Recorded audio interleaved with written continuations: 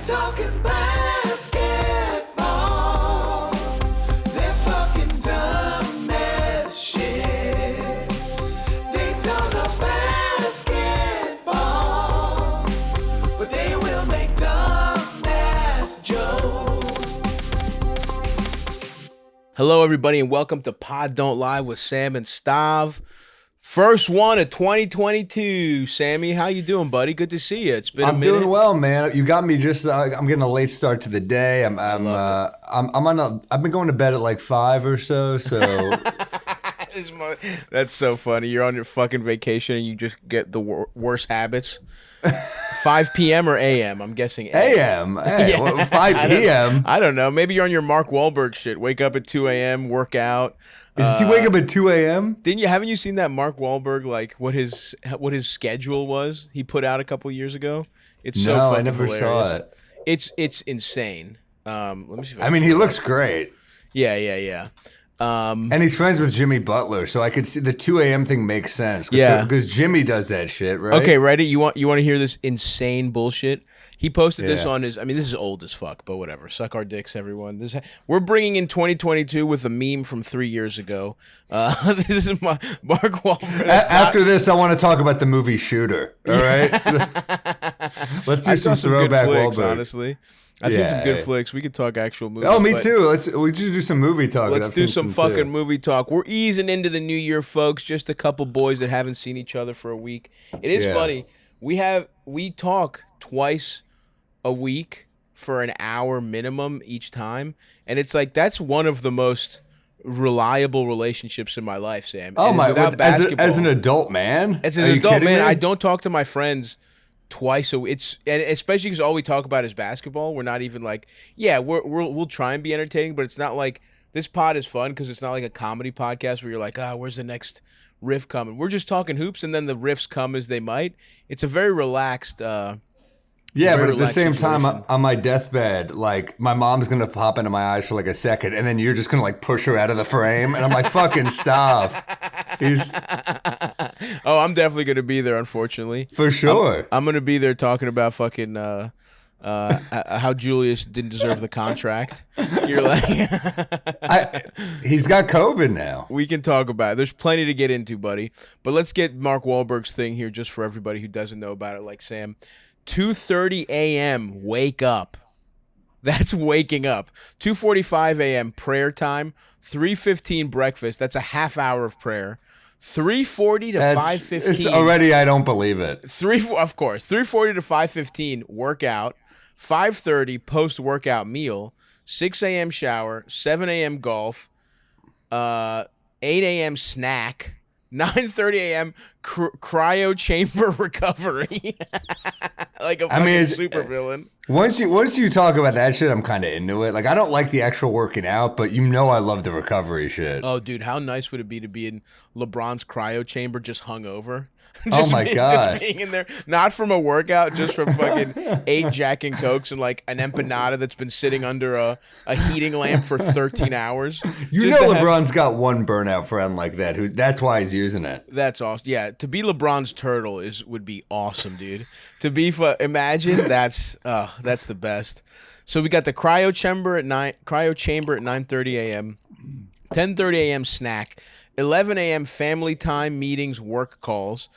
1 p.m. lunch. Wow, he's really sneaking all that in 2 hours. 2 p.m. meetings, work calls.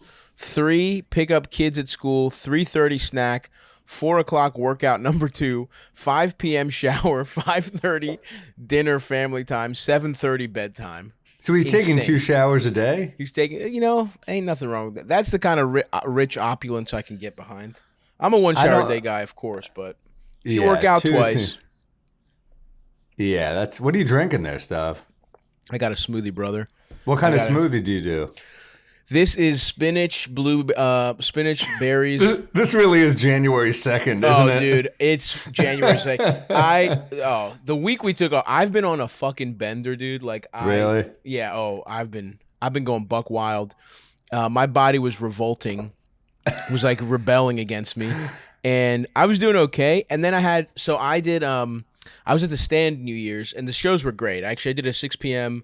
Because, dude, you know how you of all people knows how it is, where it's like once you put a fucking special out, this pressure is on to like get that next hour in tip top shape. And I have like a month or two.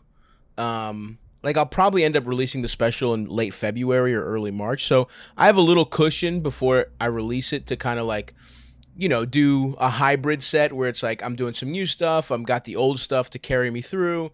And then hopefully by like March, I can have like a nice solid half hour to build on, you know, of like new shit. Smart. But so I was like, fuck it. I did a matinee stand show where I did like 40 minutes and I was like, let me do a little new stuff, whatever. Obviously, I was much more when Patrick at the Booker, shouts out to Patrick at the stand, when he asked me to do it, I was still ambitious. I was like, yeah, I'm going to have, 30 new minutes fucking ready to rock. I'll be good to go New Year's Eve.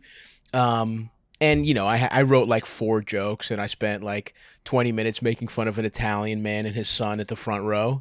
It was funny. I got gifted, God gifted me a deadbeat Italian father trying to reconnect with his son by taking him to his favorite podcaster's comedy show. So I had like 15 minutes just then and there. But the best is when you try to turn that into actual material for the next show. You're like, Italian dads, right? And the crowd's like, what are you talking about? Yeah. I'm just doing, literally, I spent like 5 minutes being like, hey, where is my fucking pasta? Why do you take it from me? And it was killing. This little Italian guy in like capris in the front row who was like cheating on this guy's mom. But anyway, that's neither here nor there. I was on such a bender, and then a couple days after Christmas, I was like, all right, I'm going to be sober. I'm going to be good to go. But it ended up being a really fun hang. I was just going to go in, do my shows, and then I had spots afterwards and thinking like, all right, I'll just do my spots, head home, I'll do the new year right. But I won't say who. I don't want to like put anyone on blast, but I was given mushrooms that night, so I took mushrooms at the stand.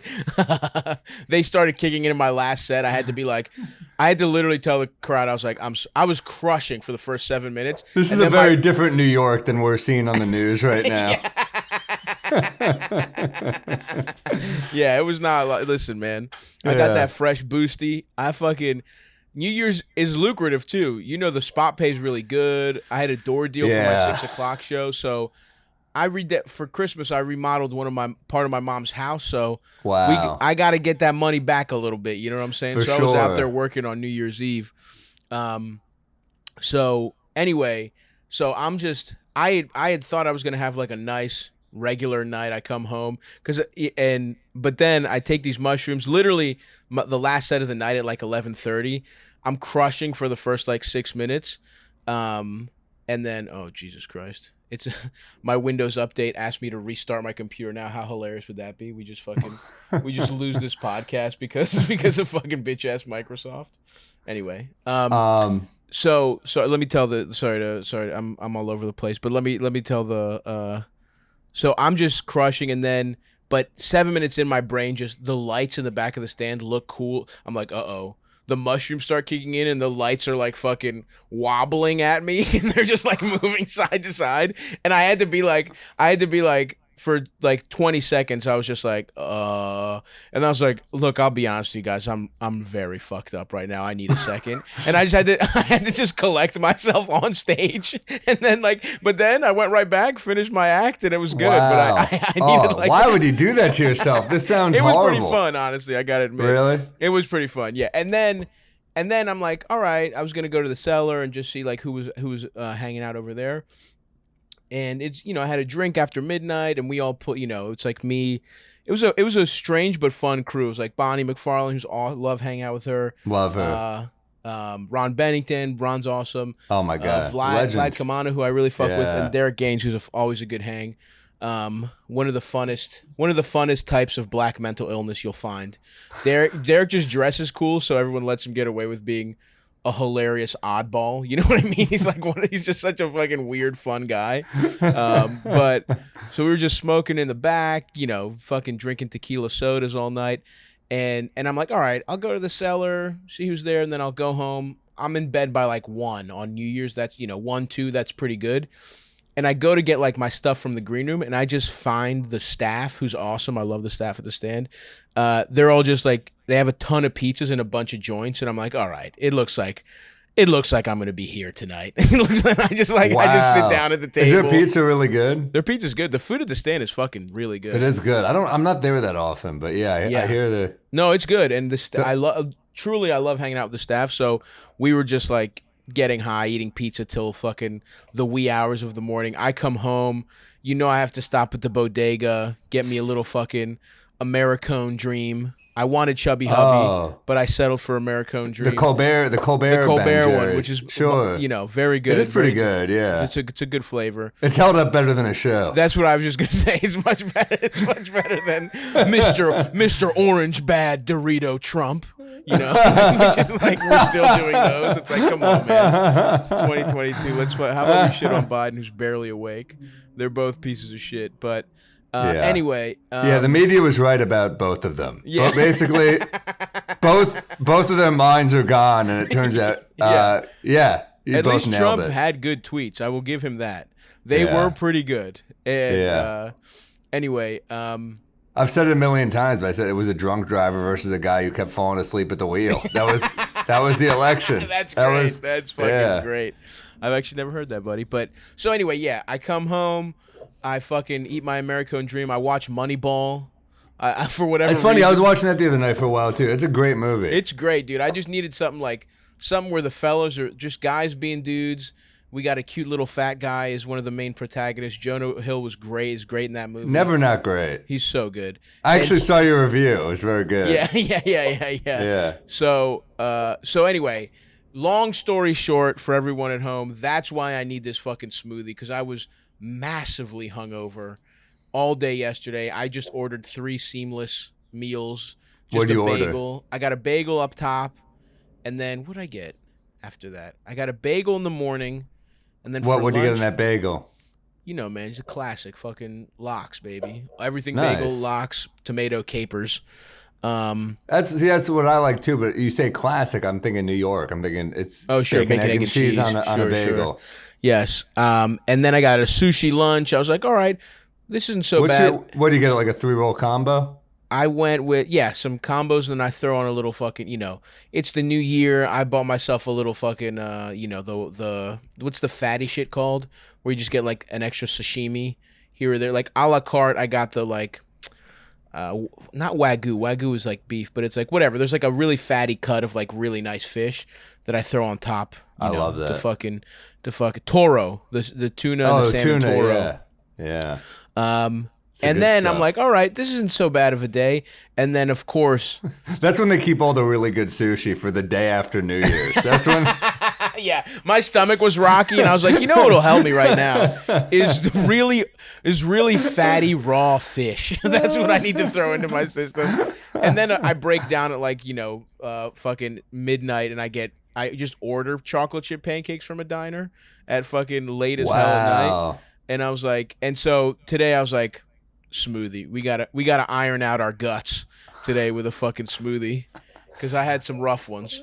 I can't have the bowel movements I had to bring in the new year ever again. I hopefully the worst shit of the year already. I already took it. I made chili last night, so I'm like, this is not a great recovery meal. I mean, I make it, pretty healthy, but it's still chili. It's still a ton of beans. It still does what it does to your stomach. Oh, yeah. We've been watching.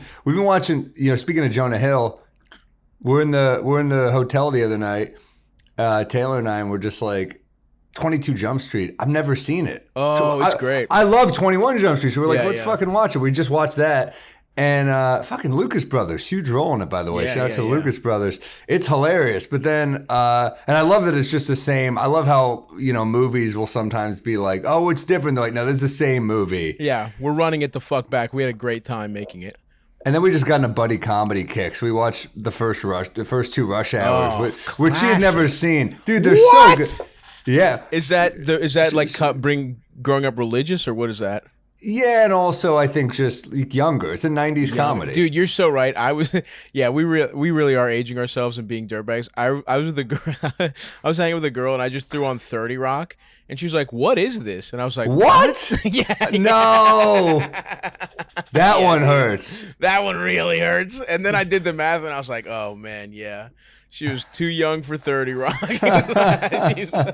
She liked it. She has good taste, but it was like she had just not like seen it, or I mean, it is. She knows Alec Baldwin from the news. That's what you're dealing with. Oh, dude, she was like, so she thought it was. I mean, because Baldwin is so good in 30 Rock, but yeah, in one of the best performances of all time. If you don't know Alec Baldwin's like comedic chops when you watch 30 Rock, it does take you by surprise, but. For sure. I don't think she said, what is this? I think she was like, when is this from? Or some. I think she was like vaguely familiar. But yeah, we're getting to the point where 30 Rock, I mean, what is it? It's almost 20 years old. That show was on the air in like 2006, I think. You watched season 1, yo. There's some edgy shit for NBC. Oh, dude, it goes through. It's edgy the whole I mean, they literally did blackface. Maybe I shouldn't be referring that as edgy. Yeah.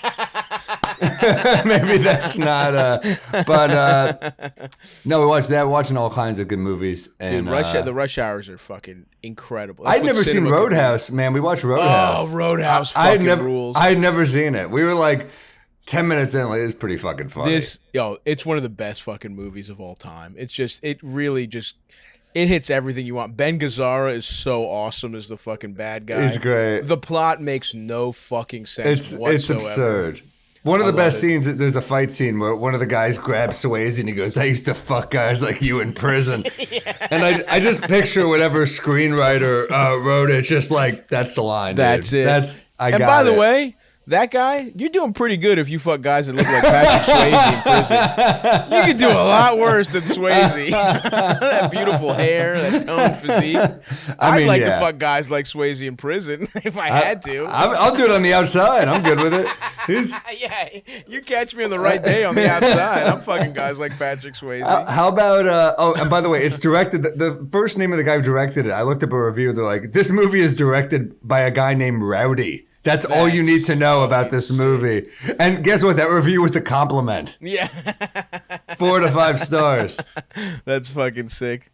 Yeah, dude. I've been watching some great stuff. We'll finish up the movie corner and then we'll get into some hoops. But I went back. I'm going back and like filling in the gaps from my favorite directors that I haven't seen. So I watched The Insider, Michael Mann. One of the best movies ever. Insanely good. I think one of the best scripts of all time. So good, and it's like, especially if you love Michael Mann and you love the heist stuff, and it's like, it's his best movie.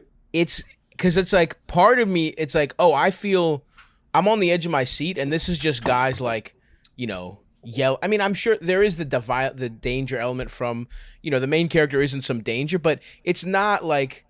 Traditional, like, there's no guns. I mean, there's no like shootouts between guys. It's like you win from like, it's about reporting, and it's like the journalism, and it's fucking Pacino is incredible, and there's just his best performance in the '90s. I think it's like he won for Son of a Woman, but that's like he should have won for that. He was incredible. Yeah. And what you love about Michael Mann is he just lets good actors. He lets them ISO, and he definitely let Pacino ISO. It was a lot of Pacino ISOs. And then we got just a little bit of the Christopher Plummer ISO. He just got it for a second. Oh, he's great. He's fucking great. It's so. No, we just actually. Good. I remember seeing that in the theater as a kid, being like, "Holy shit!" It's like, wow. I was like the perfect age where I was just like, that would have fucking went right by my fucking dumbass head. Well, it was one of those. I just knew I saw like a great adult drama, so I was kind of like, let it seep in. I guess that's true. When you're a kid, you want to prove what an adult you are too. Yeah.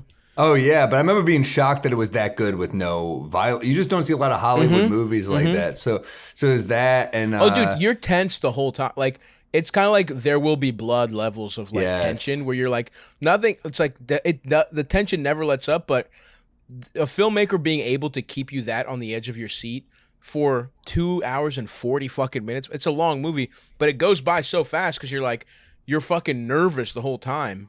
It's so good. Yeah, our boy Ronan, the main character, Russell Crowe, the real character, was a teacher in Kentucky, and I think he was Ronan's sister's teacher. Get the fuck out of here. That's fucking crazy. Holy shit. That's sick. And then the other one that I watched I plugged in some Scorsese that I hadn't seen. Bringing Out the Dead. You ever seen that one? With No, Nick Cage? I've heard about that one. You should watch it. It's a really good movie. It's like, wow, I remember from the 90s, right? And it's like one of these things where it's Nick Cage is like he's basically an ambulance EMT chaser. Yeah, he's an EMT on the on the edge of a like a mental breakdown, and he gets paired with 3 different EMTs. You follow him over the course of 3 nights, and he's paired with 3 different EMTs, and they are in order. It's John Goodman, Ving Rhames, and Tom Sizemore. Wow. And dude, those guys are so, and it deals with a New York from the 90s that's real, that does not exist anymore. It's like so grimy. It's just it's so good. And Nick Cage is great, and so that's fucking the movie corner here, folks. That's the boys catching up after a week away.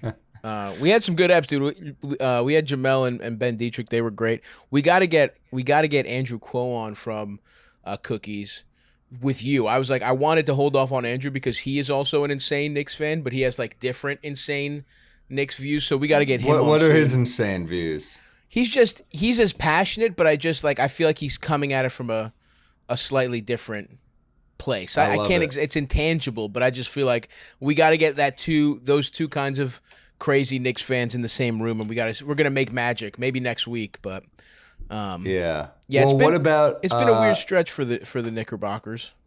It has been very weird, I mean, Kemba winning Player of the Week is pretty crazy. That's nice, but and look, they've like, they got, like I said on the last episode, they got a couple wins, but I mean, they just fucking lose to the fucking, like, they're doing okay, and then you lose to the Thunder, 80 to 95. Thunder fucking beat a lot of teams. Yeah, no, I mean, look, we're undermanned. But I mean, that tough. was a tough one. That was a tough one, no doubt. That's a really tough one. I know Julius has COVID now, which, by the way, what do you have to say about that, mister? That's part of the game. Well, I will say that I think, not to sound right wing here, but I think we're taking this COVID stuff a little too far. I think, look, let the players play is what I say. I mean, you heard what Draymond was saying about this, about how you're rescheduling games, but you're making us play undermanned. It doesn't make. There's not a lot of consistency. That's definitely true. There is not consistency. And look, this is a virus I don't think people have have a great handle on, but it does seem like this is a much more. I mean, do we need the fucking 10 days? I mean, it's really until you test negative, right? Yeah, I don't know. I mean, they change it, and it's like, part of me is like, do we need the 10 days? But then it's like the CDC changed it to 5, and it's basic. They changed it to 5 basically because the Delta CEO asks them to, because they just can't have people quarantining for 10 days. So, yeah, I don't know, man. There seems to be no good answer. I do think the NBA is just like, look, sit out. These games are going to be kind of weird and bullshit, but we have to keep the fucking machine going. And we were hoping this was going to be a regular season, like we'd come back to normal. It ain't. I mean, it's not. There's no chance. And you could tell it's weird because I'm like, I don't really want to go to a game right now. That's how bad. I feel that's the just same the vibe. way. You just feel kind of dumb. Like I remember, I mean, I was in Dallas. I was psyched to see Dallas Lakers, and I was just kind of like, what am I just gonna go to a game in Dallas? Like no one's wearing a mask. Like you're gonna get it. You're just gonna. Yeah. And it's not like I'm living in fear of getting it, but at the same time, you're like, well, if you get it that way, you're kind of asking for it, right? And I think, I'm not scared of getting it, but if I do get it, I would quarantine for as long as possible, because I think, the NBA, the players aren't at risk here, but it's like, a bunch of coaches have been in it, and, knock on wood, none of them have gotten fucking sick, really sick, because, and hopefully that just means this whatever new variant isn't fucking people up. And we're not seeing the stories like last year. Jason Tatum talked about it. It's like he needed a fucking inhaler. Really healthy guys got really fucked up last year, and this year that seems to not be the case. So the strain doesn't seem as aggressive. More contagious, but not as damaging. So hopefully, and I will say the one nice thing is it is fun to see these guys. I know it's not the product we want, but there is something fun about seeing guys who are just playing their whole fucking lives in Turkey or some shit, and they do get to play in the NBA. And I know it's like, oh, come on, it's not the same thing, but it's like, you know what, man? For somebody who dreams about being in the NBA, that's got to feel awesome, no matter how you get it. You know what I mean? No matter how you get there, getting there matters, and it's like Bull Durham, man, when he's talking about going to the show for 10 days. You're on the show. You're in the show these 10 days, and it's like, it's weird to see these guys bounce around from team to team. IT on the Mavs immediately gets COVID. like you're literally that game you were talking about. I think is where he got it. Well, the same reason you get the opportunity is kind of what fucks your opportunity. I mean, it's just so weird. Yeah.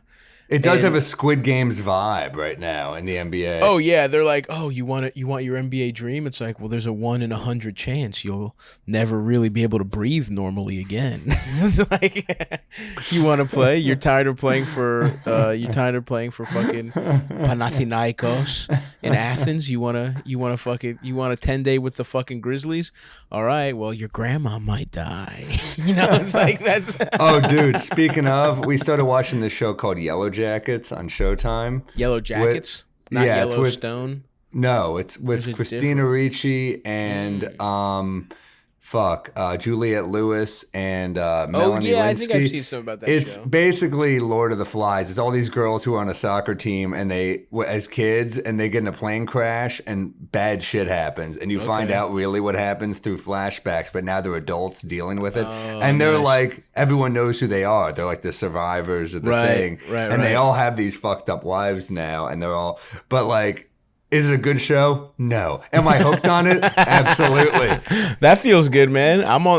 Some of the dialogue's the worst shit you've ever heard in your life, but like the performances are great. It's one of those shows where you're like, there's something about like Squid Games and shows like this that have really kind of risen to the top, and it's because of what we're living through, obviously, right? Yeah, of course. No, it's fucking, it is fucking insane. And also I just think it's nice to, what we're living through, and then it's just like fucking nice to put your brain on fucking ice for a little bit. You know what I mean? Not to have to fucking think that hard. Absolutely. Yeah, man, it's been, and you're right about it feeling a little Squid Gamesy or whatever. And it doesn't, some of these games don't feel, it doesn't feel like they matter. But then even within this, it's like you have some really good ones. Like I think I watched Philly Nets a couple days ago. That was a really fucking good win for them. I mean, the Nets had Harden, they had Durant, and fucking Joel Embiid just fucking, puts the team on his back, and that's huge, It's huge, but it's also like you just know they're not going anywhere. It's one of those like cool regular season wins. It's an emotional win, but like, are they actually going to take any of these top 3 teams? And are the Sixers taking the Bulls in a series? Like, can we talk about DeMar DeRozan? Yeah, DeRozan's been playing out of his fucking mind. The first player to have back-to-back, to hit buzzer beaters on back-to-back nights in history. One was a one-legged Kobe shot. One was insane, and then even the one that's a better shot is a corner 3. There's a still photo, going around where it shows the shot against the Wizards. He's in the corner. He's literally like he's just sort of jumped backwards out of bounds. He's completely covered by 2 guys. Insane. They're both insane fucking shots. Is he first team All NBA this year? Do you think? I think so. I mean, well, I guess I'd have to see his. I guess what his numbers are, but from an impact standpoint, I guess because dude, some of the you've seen it after these 2 buzzer beaters, where it started to trickle down a little bit as dark horse MVP. That always starts where it's like, but he might be the kind of 27, 5, and almost 5. Yeah, I mean, who's played better this year? Steph, obviously, Giannis, obviously. Jokic, Durant. But who's that last spot? Who's that last spot? I mean, does LeBron just get in by being LeBron? LeBron's been amazing. No, I think he gets in by his fucking stats, dude. At least the last. I mean, he was hurt a lot, but dude, LeBron's last. His last since December 19th, he's been insane. Yeah. Let's see if we can fucking. Yeah, LeBron's got like a double jeopardy type of situation where he could get COVID and just be like, you fucking false positive me last time. I'm fucking playing. Yeah. Yeah, I mean, if you're LeBron, you probably want to fucking kill yourself right now with these fucking like. I mean, yeah, but don't you think he played a role in that Westbrook trade? Don't you think he was a part of that? You think they trade for Westbrook without consulting him? No, I think more than played a part in it. He probably was like the driving force behind it. But that's my point. LeBron, you're the best player of this generation. Guess what? You're not a good GM. You got Tristan Thompson paid. You traded young guys who are valuable. I mean, say the Lakers don't have AD and they don't make that trade. Maybe they don't have a ring, but they're a good ass team. If they don't make the AD trade, do you think they have a ring with that squad? Ingram and Lonzo? No, I don't know. AD was really good in the bubble. Like, we can't take that away from him. He is a huge part of that championship. But since then, it's like, I mean, it's not the AD trade; it's the fucking Russ trade. I think they'd be fine. They would be fine. And that's so. If they had Taylor Horton Tucker is sucking so much dick. We've said it 100 times. They should have traded him last season for Kyle Lowry. Does he have incriminating photos of LeBron? Why is he? Oh, LeBron is always like, look at this kid. He's special. And I'm just like, yeah, but he used to do that with everyone, dude. He used to be. You can find LeBron's old like, "Bi is the truth," about Brandon. I know, but he's done it especially with Horton Tucker, and I think it's because he's trying to raise that value. He's trying to get him out of there. They traded Rondo. They traded playoff Rondo. Yeah, I was gonna say to the Cavs, who, by the way, great move by the Cavs, who unfortunately lose Rondo for the season. Terrible. Ricky Rubio. Sorry, blows out the same ACL he already did, which is fucking. That's tough to have the exact same. The best season of his career, I'd say. Yeah. I talked about that a lot in the last episode when I won solo dolo. Dude, he had a 27-point game. Right before it happened, 27, 13, and 9 with 2 steals and 2 blocks, Rubio. That's so fucking unfair. I know, it sucks, man. Poor guy. And I feel bad for the Cavs because I don't think Rondo's getting it done, bro. I don't think he provides the same thing. Not Rubio in the regular season. Shut the fuck up. It's over, Sam. It's over. It's fucking done, you idiot. He sucks. Rondo sucks dick. The Lakers are fucking begging for anyone who can fucking do anything. Who was the Lakers' third best player when they won the championship with LeBron and AD?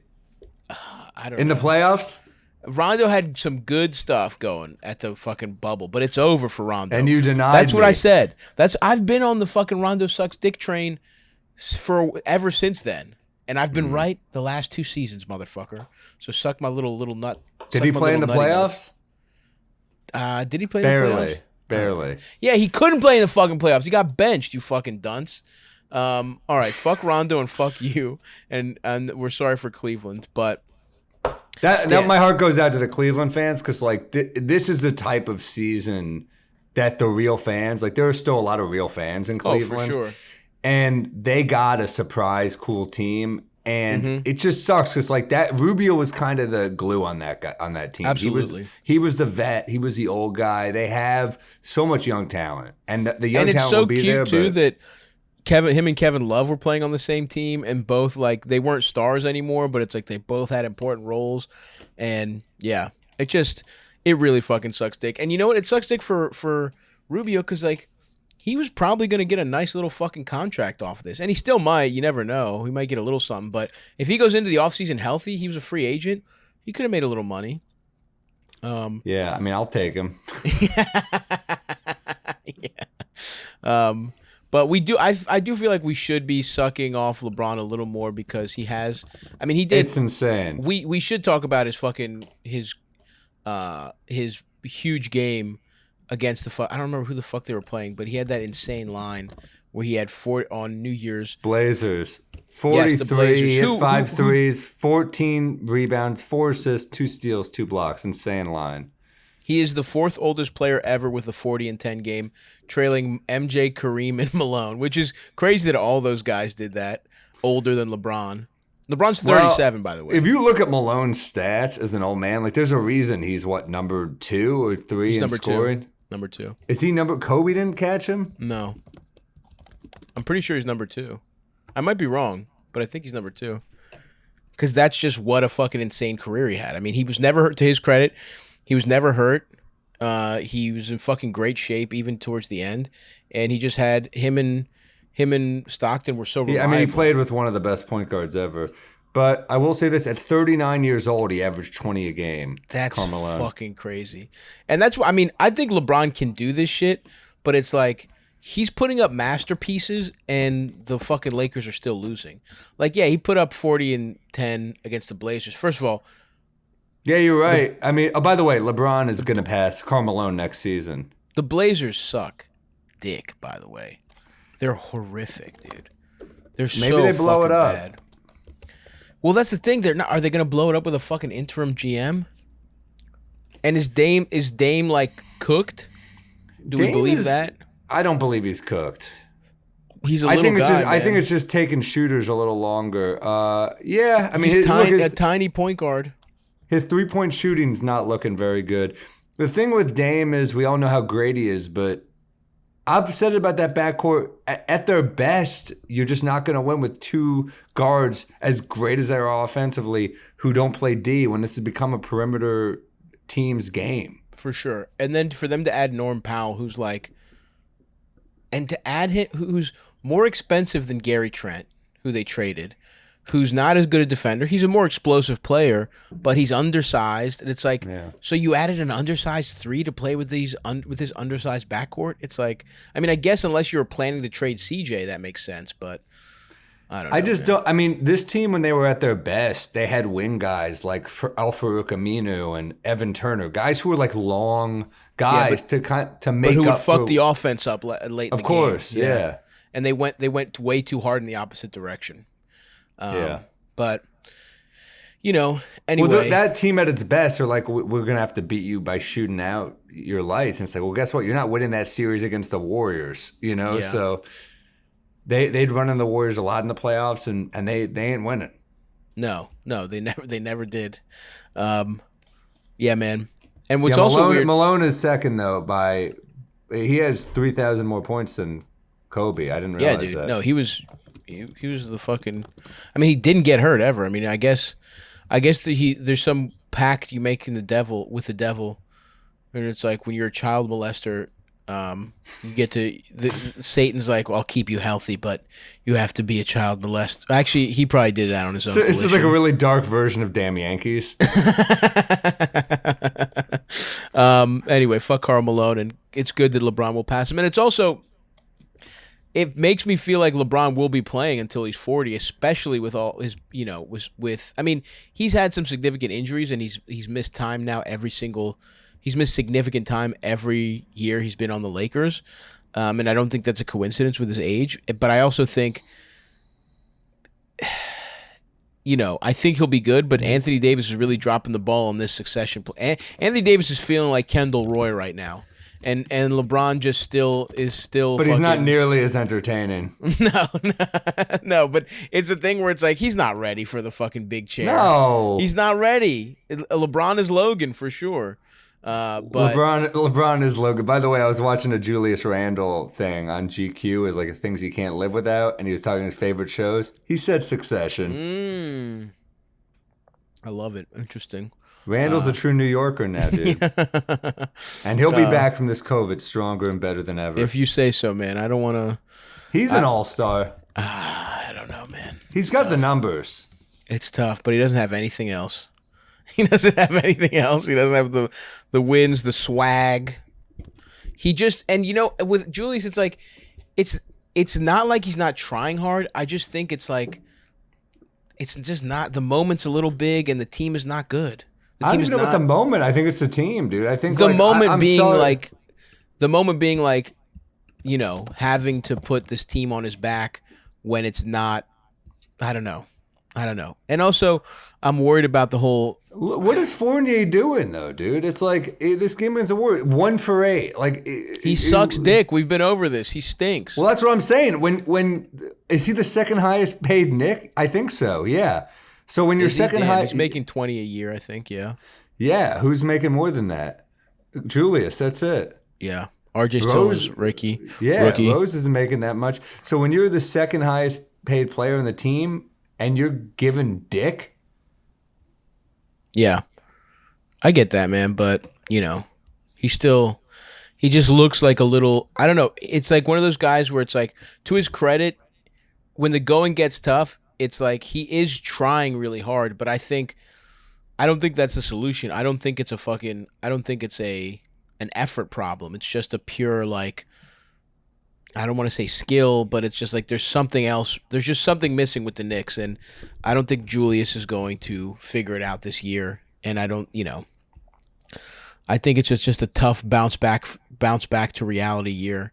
And he's still a very good player. He's a solid NBA player, but he just needs another guy. I don't know. Yeah, I mean, it's not Fournier. But anyway, some other stuff I want to talk about. It was LeBron's birthday. I saw this on StatMuse. That's just fucking crazy. If we took only his career after he turned 30, he would still be a first ballot Hall of Famer. 26, 8-8, 30, 10-8 in the playoffs, 4th in total points, 4th in total assists, led the NBA in assists, 2 times champion, 2-time Final MVP, 7-time All-Star, 7 All-NBA. After he turns 30, and it'll be interesting to see what happens with the Lakers, but they do suck dick. But other teams to talk about, the Bulls are now the number 1 seed. What's going on over there? I mean, can they? I still ultimately believe that the Nets and Bucks are better and will be better in the playoffs, and I like what the Bucks are doing. We say now, but like, who the fuck knows? I mean, that's what I thought too. Is what I think. I think that Durant is just too good in 7 games if he's got anyone healthy with him. Yeah, Durant or Giannis, you're right. Yeah. Either one of those guys. Agreed, yeah. Mm-hmm. I mean, Giannis is playing out of his fucking gourd too. That's the other thing. Giannis is just like fucking going buck wild. I mean, we've seen the like fucking him just steamrolling players. Just him absolutely, like, he's had a triple-double last game. He's so good. I mean, he had a fucking I saw that game. He was just like, he's steamrolling people. 35, 16, and 10, bro. That's what makes me not really believe in the Bulls. But then you also look at the Bulls and they're fucking solid too. I just think in the playoffs, right? It's like, I know they have perimeter defense, right? But exactly what did we just talk about? Who are the guys they really need to stop? Kevin Durant and Giannis. Who is doing that on the fucking Bulls? No one. Who? I mean, I just don't see even like Middleton or Harden or I mean, and that's if is Kyrie going to be playing? I guess. And the Bucks, I will say this about the Bucks: their defense really sets them apart, and I think Dante's come back. I mean, he's still figuring it out. He's still getting back in the mix, but I think the defensive personnel of the Bucks, even without Brook Lopez, when push really comes to shove, since Giannis is in his fucking absolute apex prime right now, he doesn't want to play center all season because it's tiring. But when you have fucking Giannis at the fucking 5, that's I mean, he might be the best. He might be the best. If he played full time at center, he would be the best defensive center in the league. And then you have Middleton, Drew. I mean, they're set up pretty good to defend the Bulls. They really are. And the Nets and they've won now, so they'll kind of know how to turn it on in the 4th in a way that only teams that have won can do. Yeah, and look, DeMar has been he's been so good in the clutch, and he's got insane 4th quarter points. I saw some kind of crazy stat with him with his 4th quarter points. So DeMar leads the NBA in 4th quarter points. He's shooting 53, 54, 88 splits in the 4th quarter. That's 53 from 2, 54 from 3. And he's shooting 56. This is insane. In the clutch, which I think is final 5 minutes with the game within 3 points. I think that's how they define clutch. He's shooting 56 from 2, 100 from 3. Now that might only be a couple shots, you know what I mean? Like, it's the clutch. And then 96% free throws. I mean, these are insane fucking numbers. He's out of his mind. I said it last week, but it's like he's sipping Julius juice, where it's like he's just taking it to the next level, but he's way older. Also, I will say RJ forced an air ball on him for a final shot against the Knicks. Well, that's our fucking NBA championship. Is that game that we won by a point? That we almost blew. Dude, yeah. I mean, you had it before me. You had that game, like, I was on a delay on my phone. So you were texting me shit where you were like, man, we got by a hair. And I was like, oh. And then I watched the air ball and I was like, I got to see it. If you said we lost, I would have shut it off. Yeah. But, dude, I mean, you know, yeah, the Bulls are going to be, like, I have to admit, I didn't think they would fit like this. I don't think anyone saw DeMar playing like this. I mean, even if he was, I didn't even think he was going to be as good as he was on the Spurs, only because you're playing with another guy who needs the ball and Levine and I Lonzo. think everyone sort of assumed he would be sort of like, you know, it would still be Levine's show, but in the club, I mean, they are. It's not like he's pure ball hogging it, but it's like it's gotten to the point where and I will say, I think this is a testament to their chemistry. And look, sometimes it's like a group of guys. This is still just a group of dudes. Do they mesh? That matters. And I think the Bulls have really meshed because, and you know what? I think this says a lot of good stuff about Levine because I think people have kind of pushed like a little bit of a prima donna like narrative on him and like, you know, empty stats, thinks he's better than he is. You're not a team player kind of horseshit. But I think this really proves that like they seem really supportive of each other. If you're Zach Levine, he wants to win. And exactly. That's what it proves, I think, to me, is that he does actually want to win. And that's cool. I think a lot of these guys, the vast majority of them, it is really important to them. And I think those narratives are kind of fucked. And I think also he's still averaging 26 a game. It's not like he really had to sacrifice a ton. Well, it's he like hasn't, but he doesn't have to sacrifice his numbers. But I think he is sacrificing who. Like, I think it's very clear at this point in a game 7, last shot when it really truly matters. Like I think DeMar will defer in the regular season and maybe even in the playoffs. But I think if it's really fucking nut crunching time, it's DeMar taking that shot.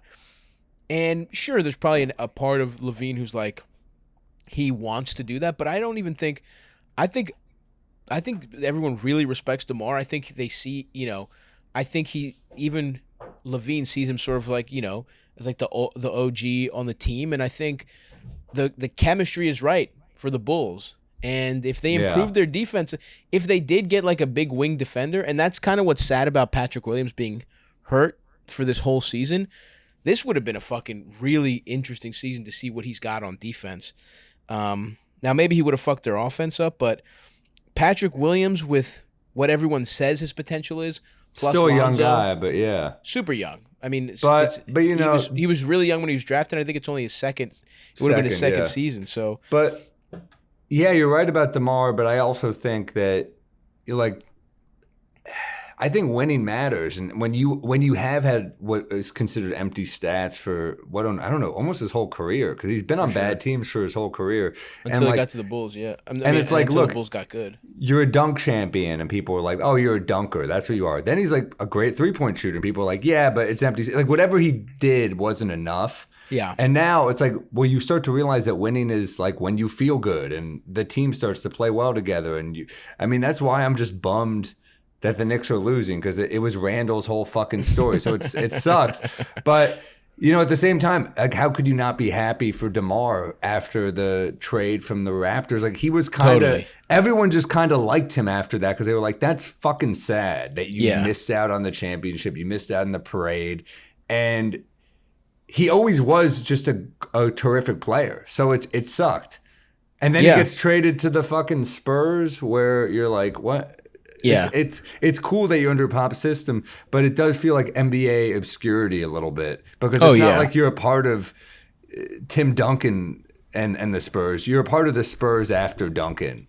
Yeah. It's not good. And after not just after Duncan, you're part of the Spurs after Kawhi. like that's a fucking that sucks dick, dude. Yeah. But yeah, I mean, it's a strange time here in the NBA, and it's like, you know, obviously the bitch ass Warriors keep being so good, and so good that I'm like, starting to. Even I'm like, damn, this is especially with fucking Clay about to come back. That's a huge fucking story. And we're all excited for that. I mean, that's been in the making. I mean, this has got like Sopranos movie level hype. Hopefully not with the same turnout. One thing that happened that was really funny is, did you see the story about the Rockets? The Rockets just fucking, like, Christian Wood, I think, like, blew off a COVID test and he got benched, and the John Lucas like yelled at Kevin Porter Jr. and he just left halfway into the dude. He left. He just left the fucking stadium. Well, Kelly Porter's interesting because wasn't he on the Cavs and there was behavioral issues? But he was getting but I think what was going on, because they were playing the Nuggets, he was getting fucking fucked up by Campazzo. Like he was getting cooked by a fucking 34-year-old man who can't even jump. Like here was the stat line: 22, 12, 5 steals, 7 for 11. That's fucking crazy. Oh, this is from StatMuse. He's the first Nuggets guard with a 22, 10, and 5 steals game since Allen Iverson. Wow. So if Facundo Campazzo gets a stat line on you that hasn't happened since Allen Iverson, yeah, you should be fucking your fucking assistant coach should fucking he's only 30, but he's 5'10". Yeah, he's 5'10". He just like doesn't really leave his feet. I wonder if there's any. Let's see, Real GM, if there's anything that's happened since then. Porter reportedly threw an object before getting into his car and leaving the arena at halftime. The Rockets said that Porter was dealing with a thigh bruise that kept him from playing. Hilarious. So yeah, we don't know what the fuck happened. You know who probably wouldn't have been getting cooked by Campazzo? Who's that? John Wall. I don't know. He's a good defender. Yeah. I mean, they should be playing John Wall. That sucks because there was some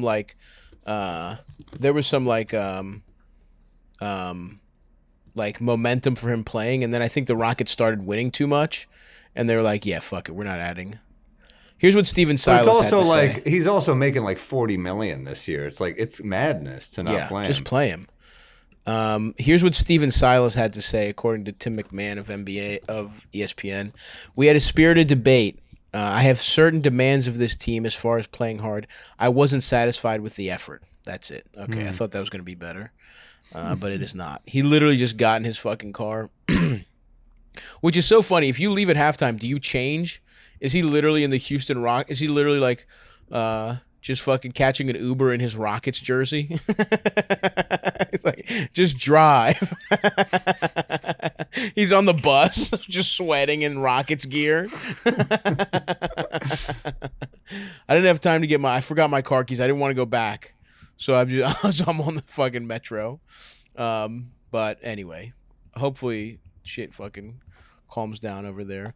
And hopefully we find something else, some more details about that whole situation. But I also want to do a couple. What do you say about a couple mailbags here from our last Patreon mailbag? Let's do it. Okay, this is interesting. This is good from Ivan Vizcaya. Which rookie is most likely to find his way onto the NBA All-Suckable Team in the near future? That's interesting. Grimes, I think if we're talking about just hometown faves, Grimes is pretty. He's in there. I mean, look, Jalen Green. I was just gonna say that the hair is so cool. The hair, he's cute. He's got the Blasian thing going. That reminds me of when I was 12, beating off to Kimora Lee Simmons. You know what I mean? There's something there. Cade is really not that hot. I'm sorry, he's not suckable to me. Davion Mitchell, I respect the hustle.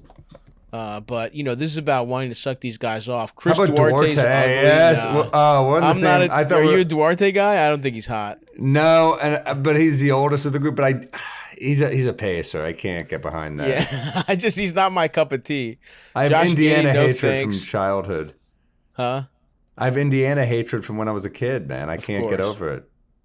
Evan Mobley, he's just too big. I don't know, man. I like seeing where you draw the line.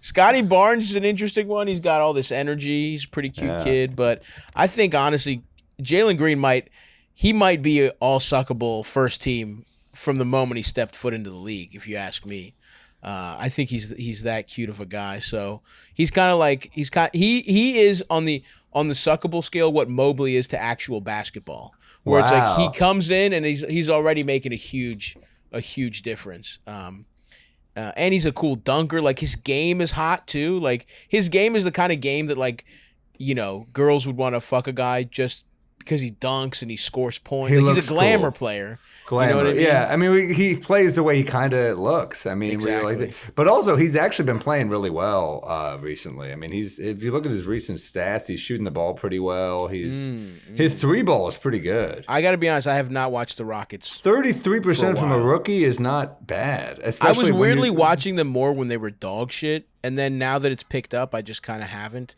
But I got to get back in there. I'm interested. They have a lot of cool rookies. I think he's going to be a good player. I think so too, for sure. I think this is going to end up being a really, really good draft. It looks like. No doubt. When the 3 and 4 guys are Mobley and Barnes, it's like for sure.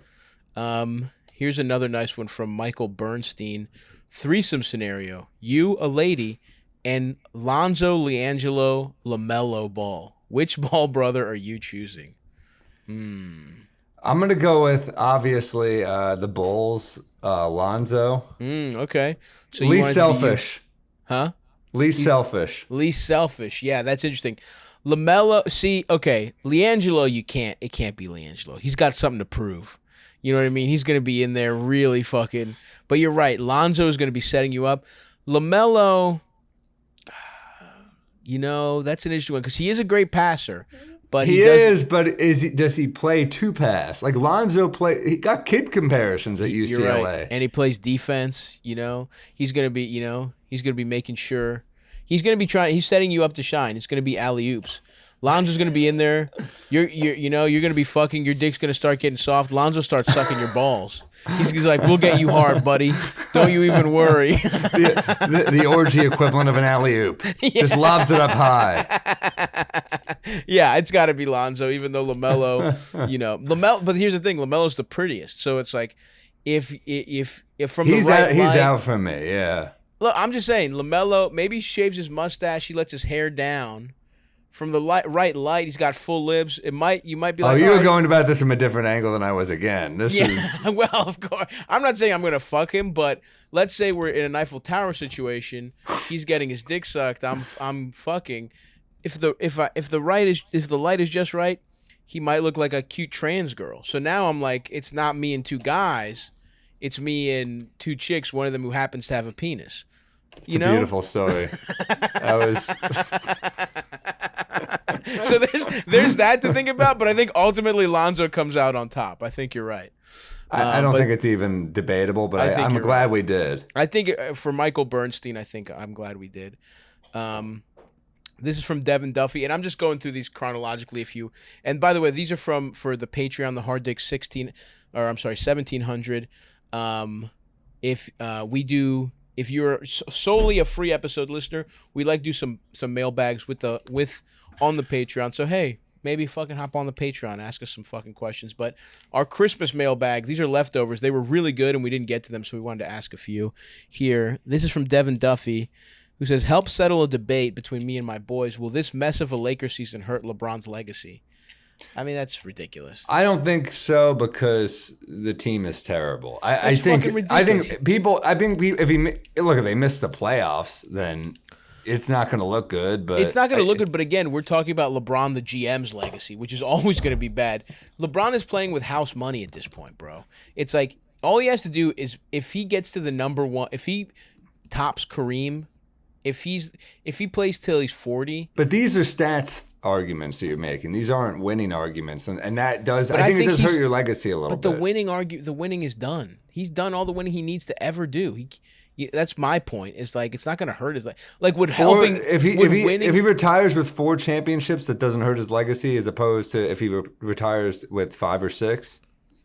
But would more championships help? Yes, of course. But what I'm saying is, like, you can't blame LeBron the player for this team being bad.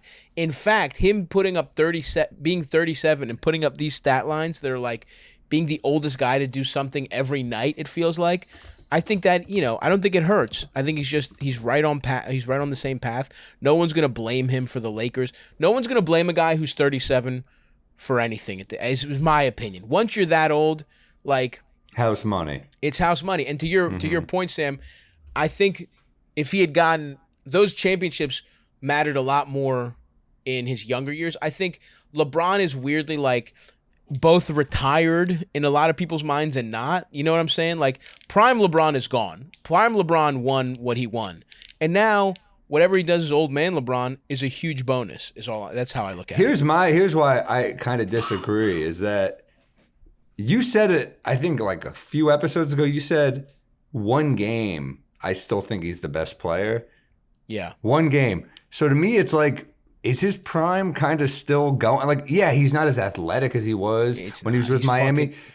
Yeah, but for one game, which means if you surround him with the right players, they could still win with him as the best player. So if LeBron's in a different situation, he could still win championships, which is really. But it is his fault ultimately. But he got fucked because his star power is so bright that he forced what? I'm just saying you can't blame. You're right. It's his fault, but you can't blame GM LeBron.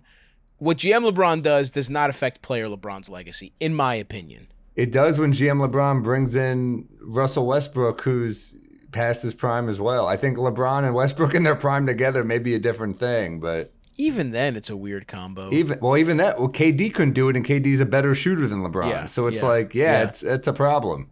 Yeah. Yeah, I don't know, man. I really don't think. I think his legacy is fully intact, and 4 championships and being the number 1 points guy, and he'll get there.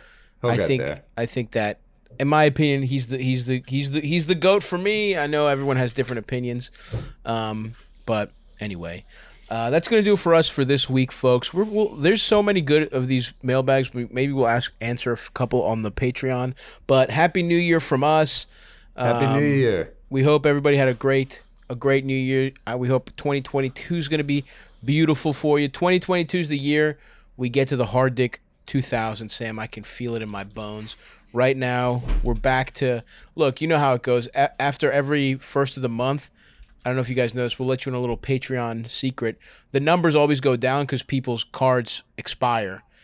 So we're down below 1,700 again, but we were solidly cruising on the hard dick 1,700. And I feel like 2022, we're gonna be the hard dick 2000, and we're gonna have to proposition Stan Van Gundy for sex. And which makes me nervous because, like, my plan was always like, oh, we'll just tweet at Stan. But now he's become really, like, now he really uses Twitter a lot, so he'll see it. Like, I was like, my plan was like, oh, we'll ask him late at night on Twitter. He'll never see it. But Stan's all over Twitter now, dude. You're gonna have to throw a tee-hee at the end of that or something. I might have. Yeah, we might have to. I'm gonna have to. Yeah. Or maybe instead you just ask him to come on the podcast. That's true. You're right. But I do feel like we'd be robbing the Patreon, the Patreon listeners of our solemn promise to proposition him for sex. Maybe we take a picture with like one of those like filters where we look like chicks. Like we're like, and that way we soften it a little bit, and he thinks, all right, that's what we'll do. We'll take that's a picture. Actually a good idea. We'll take a picture of me and you with a chick filter on, and we'll ask Stan. But I don't care what filter you get; it ain't gonna look pretty. You're right, man. We do not have feminine features. We would not make hot girls. No. I saw the one of Krista Stefano. I'm like, he's an attractive woman. Yeah. I am not going to be that. Yes. Anyway, guys, but look, we got the Patreon. Sign up for that. And you know what I was thinking? I'm thinking maybe we'll unlock, as a little New Year's treat, maybe we'll unlock part 2 of our episode with Ben Dietrich and Jamel Johnson. Right now, it's a Patreon exclusive, just to give you guys a little taste of what you get as a Patreon listener, and it was a really good conversation. So maybe we'll go ahead and do that. We're gonna put this episode up, and then we'll unlock. Maybe we'll unlock the other one. So look out for that, folks.